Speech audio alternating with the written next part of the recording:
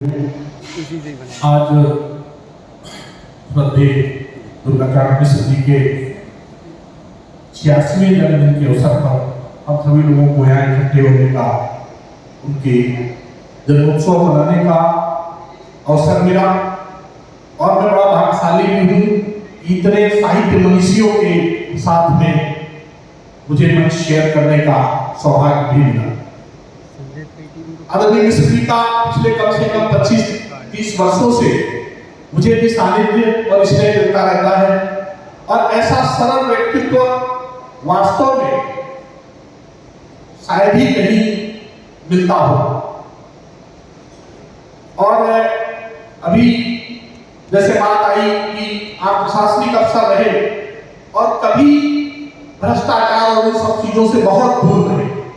कारण ये भी है, यदि साहित्यकार है तो भ्रष्ट नहीं होगा और अगर वो भ्रष्ट है तो साहित्यकार नहीं। ये बिल्कुल तय है। मैं बहुत साहित्यकारों को जानता हूँ, मैं कई आईएएस अधिकारियों विशेष अफसरों को भी जानता हूँ।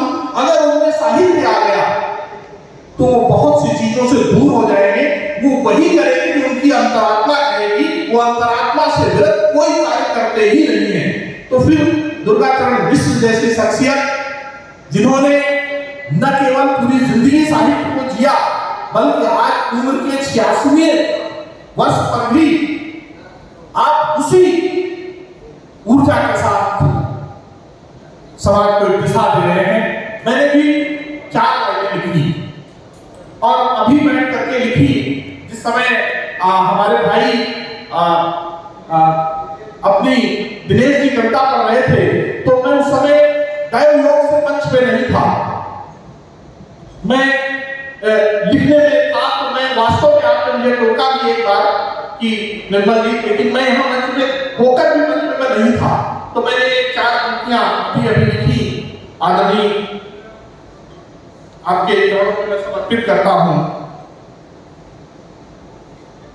कि साहित्य के धारा का अविरल प्रवाह हो, साहित्य की धारा का अविरल प्रवाह हो, हिंदी की बिंदी सी दुर्गा जी चाह हो, हिंदी की बिंदी सी दुर्गा जी चाह हो।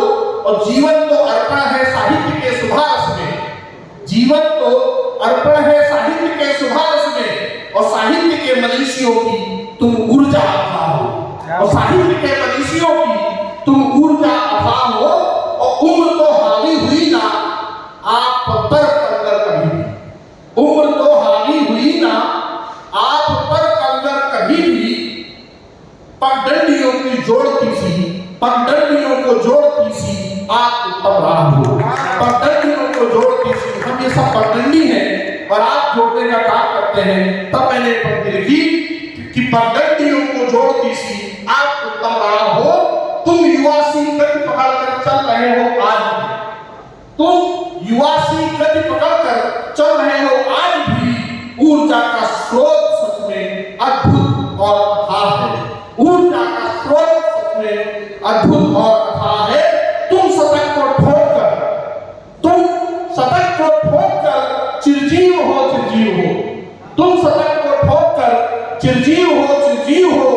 वर्ष 37 बाद फिर यहीं पर, फिर यहीं साल, वर्ष 37 बाद शतक हो जाएगा।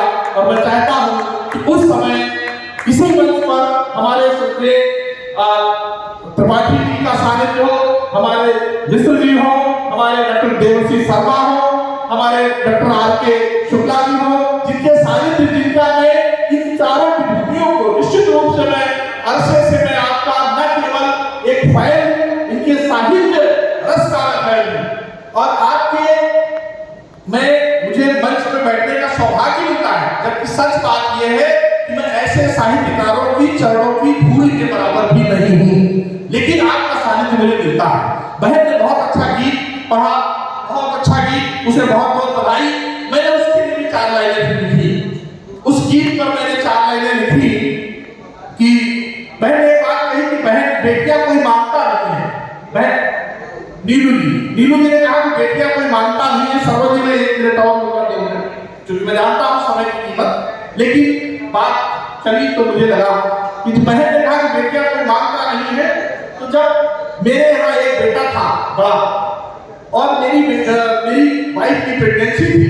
तो जब 8 महीने के हो गए प्रेगनेंसी, तो मैंने पत्नी से कहा कि आने वाला 1 महीना तुम्हारा भविष्य तय करेगा।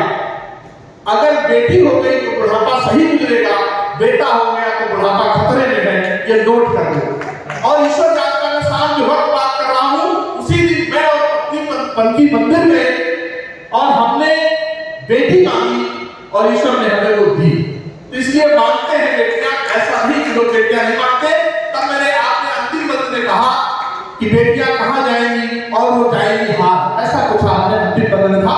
मैं वहां से तो एक छोटा सा सवाल करके स्थान दूंगा कि बेटियों कभी न मानो हार, बेटियों कभी न मानो हार, तुम्ही से सबूत सौ त्योहार, बेटियों कभी न मानो हार, तुम्ही से सबूत सौ त्योहार, तुम्ही से रोशन है गुलजार, तुम्ही से रोशन है गुलजार, तुम्ही से रोशन है घर द्वार, बेटियों कभी न मानो हार, बेटियों कभी न मानो हार, बेटियों कभी न मानो हार, तुम्ही से गुलशन है संसार, बेटियों कभी न मानो हार।